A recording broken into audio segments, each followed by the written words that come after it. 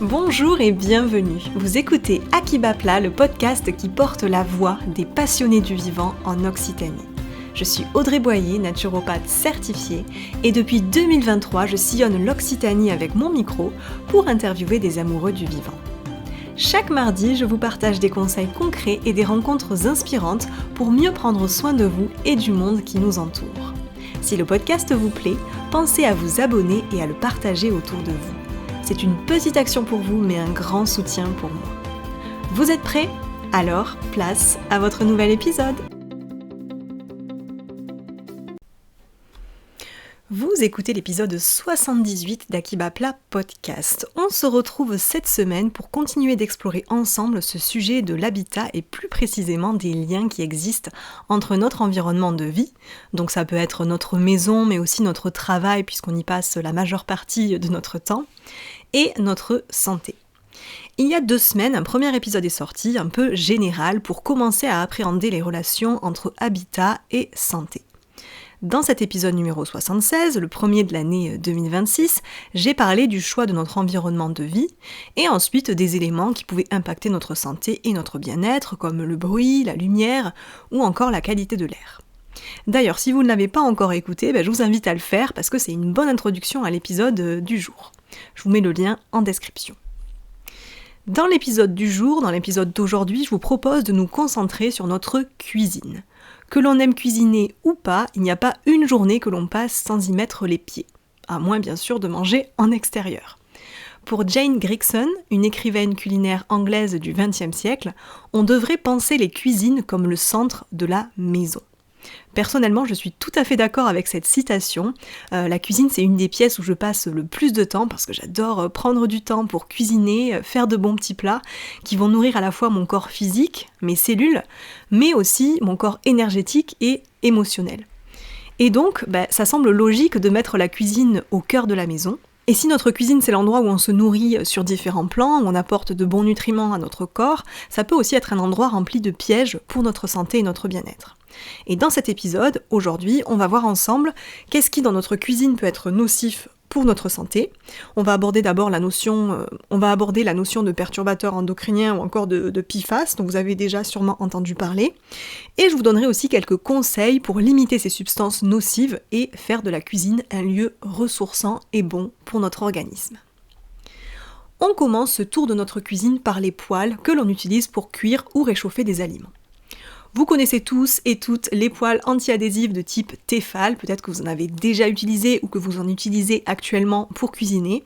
Ce sont des poêles en aluminium et en téflon qui ont été inventés il y a 60 ans par un ingénieur français et qui ont la particularité de ne pas faire accrocher les aliments pendant la cuisson. Donc une révolution pour l'époque dans les années 1960, puisque ça n'existait pas avant. Et puis on va pas se mentir, c'est hyper pratique à utiliser parce qu'il n'y a pas besoin de mettre beaucoup de graisse et les aliments n'accrochent pas au fond de la poêle.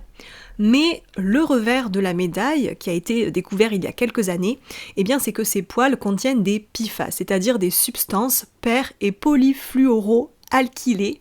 J'ai réussi à le dire du premier coup, je suis assez contente. Donc ces PFAS, aussi appelés polluants éternels. Et donc, ce sont en fait des composés chimiques qui sont particulièrement nocifs pour notre santé et qui peuvent s'accumuler dans notre organisme et perturber notamment le fonctionnement de nos hormones. C'est pour ça qu'on parle de perturbateurs endocriniens parce que ça vient perturber le fonctionnement de nos hormones. Et par exemple, juste à titre comme ça indicatif, lorsque vous prenez votre poêle en téflon pour faire cuire un aliment, il y a des scientifiques qui ont révélé que ça libère 7 millions de microparticules à chaque utilisation. C'est absolument fou. Donc, s'il y a vraiment une chose à changer dans sa cuisine pour éviter les perturbateurs endocriniens, c'est bien les poêles anti-adhésives. Et je vous donnerai à la fin de cet épisode des alternatives pour les remplacer, des alternatives que j'utilise moi-même depuis plusieurs années et qui ont fait leurs preuves, et où il n'y a pas, pour l'instant en tout cas, de découverte majeure par rapport à quelque chose qui pourrait être nocif pour notre santé. On continue le tour de notre cuisine avec les ustensiles en plastique. Et là aussi, le constat est dramatique. Il y a quelques jours, j'ai regardé sur Arte le reportage Homo Plasticus. D'ailleurs, je vous le conseille si vous ne l'avez pas encore vu parce qu'il est vraiment super instructif. et un peu déprimant. Dans ce reportage, on y apprend que lorsqu'on utilise une planche à découper en plastique, il y a plusieurs milliers de microparticules de plastique qui sont libérées par coup de couteau. Donc c'est absolument effrayant quand on sait le nombre de coups de couteau qu'il faut par exemple pour couper une carotte en rondelles.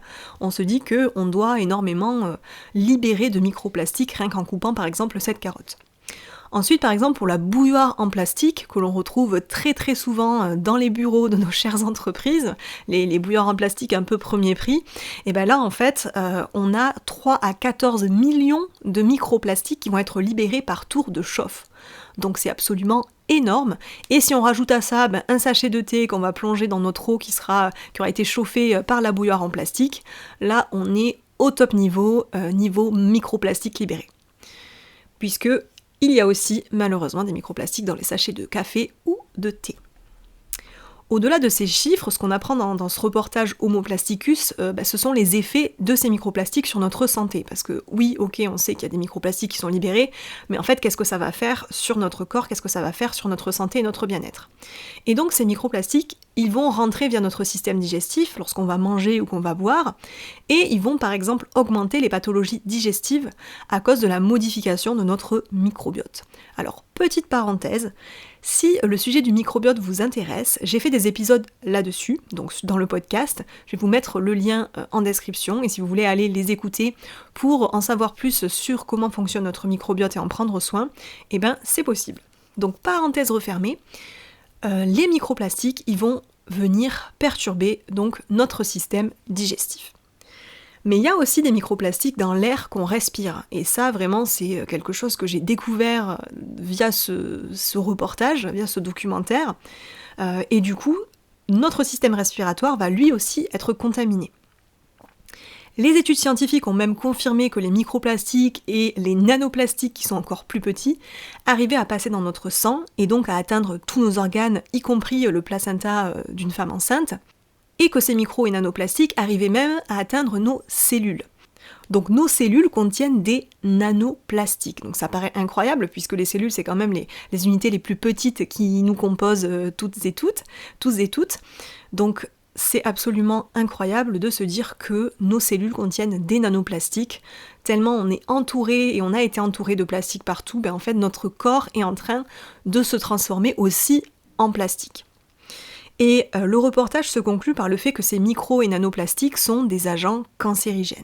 Ils ont donc une forte influence négative sur notre santé. Et je pense qu'avec tout ça, vous êtes maintenant convaincus ou au moins bien informés sur la dangerosité de l'utilisation du plastique. On passe ensuite à l'utilisation du papier aluminium ou du cellophane pour couvrir les aliments. Là aussi, vous vous en doutez, c'est pas l'idéal. En présence de chaleur, d'humidité ou d'acidité, il y a des particules d'aluminium par exemple qui vont migrer dans les aliments. Or, on sait aujourd'hui que l'aluminium c'est un métal neurotoxique qui est néfaste donc pour notre système nerveux. Et là aussi, à la fin de cet épisode, je vous donnerai des alternatives pour remplacer le papier alu et le cellophane. Mais c'est vrai que ça peut faire peur parce que en fait, je me suis rendu compte que tous ceux avec quoi j'avais grandi, j'ai aujourd'hui 32 ans, je viens de fêter mon anniversaire et de fêter mes 32 ans cette semaine, et en fait depuis 32 ans, moi j'ai grandi, en tout cas peut-être pas jusqu'à maintenant, mais une bonne partie de ma vie, avec des choses qui sont néfastes pour la santé. On a tous été entourés de plastique depuis notre naissance, on a tous mis nos aliments dans du papier d'aluminium ou du cellophane parce que c'est super pratique, ou utiliser des poêles en téflon. Donc si vous écoutez cet épisode et que vous avez peur ou que ça vous déprime, eh bien je crois que c'est tout à fait normal, c'est une réaction normale, mais la bonne nouvelle, c'est qu'il est encore temps de pouvoir modifier les comportements que l'on a au quotidien, et c'est ça qui fait finalement la différence, puisque si vous utilisez une poêle Tefal une fois par an, ou que Mamie Georgette vous donne un restant de gâteau dans du papier alu, c'est pas ça qui va faire la différence, c'est pas très grave. Donc c'est plutôt ce que vous faites au quotidien. Autre problématique, l'eau que l'on boit, que ce soit de l'eau du robinet ou de l'eau en bouteille, en fait c'est un peu choisir entre la peste ou le choléra. Donc je vais pas entrer dans les détails ici parce que j'ai déjà enregistré un épisode sur cette thématique, je vais vous mettre aussi le lien en description, vous allez avoir beaucoup d'autres épisodes à écouter à la suite de celui-ci. Donc c'est un épisode qui date un petit peu, mais bon, il est toujours d'actualité. Et en gros, dans l'eau Colombo, on retrouve des polluants éternels. L'ANSES a révélé il y a quelques mois que 92% des 600 échantillons d'eau potable qui avaient été prélevés partout en France contenaient des traces d'acide trifluoroacétique, aussi appelé TFA, qui est le plus petit des PFAS et donc qui est toxique pour notre santé. Donc, vivre d'amour et d'eau fraîche, c'est plus vraiment recommandé aujourd'hui. Et dernier point dans ce home tour de la cuisine, les produits que l'on utilise pour nettoyer. Là aussi, ils sont bourrés de substances toxiques, et c'est d'ailleurs pour ça que souvent on doit les mettre hors de portée des enfants parce qu'ils sont très nocifs, voire mortels, et ils font aussi des dégâts sur notre environnement. Donc là aussi, on va voir qu'on peut utiliser des choses qui ne vont pas impacter notre santé et notre environnement. Et on va voir ça tout de suite ensemble, puisqu'on va passer justement aux alternatives santé.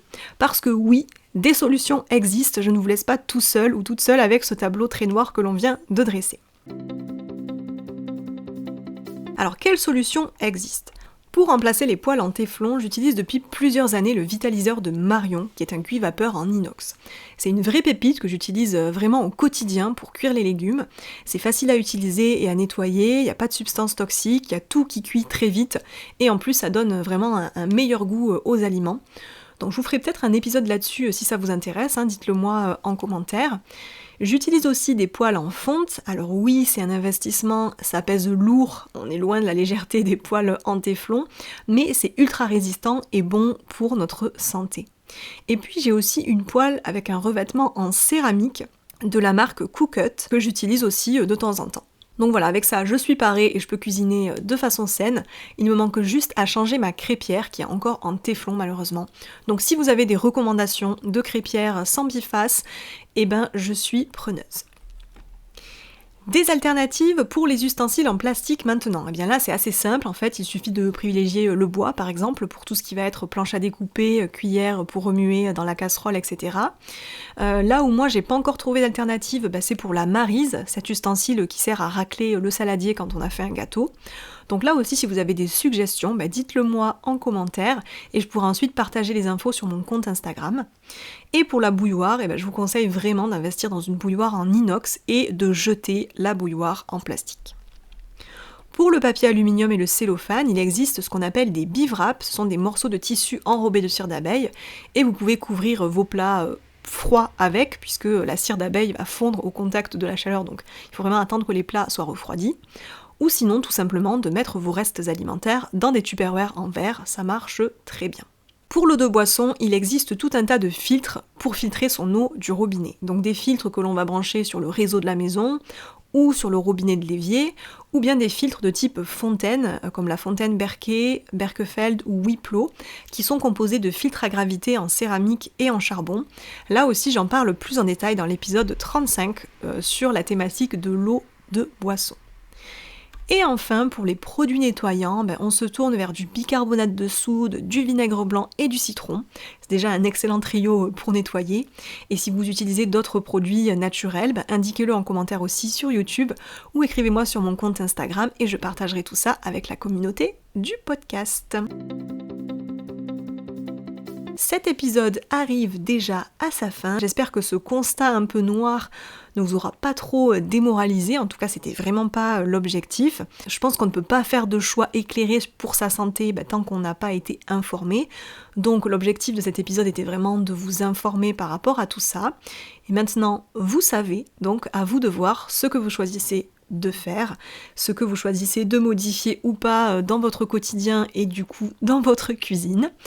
Je serais ravie d'ailleurs de savoir ce que vous avez modifié à la suite de l'écoute de cet épisode.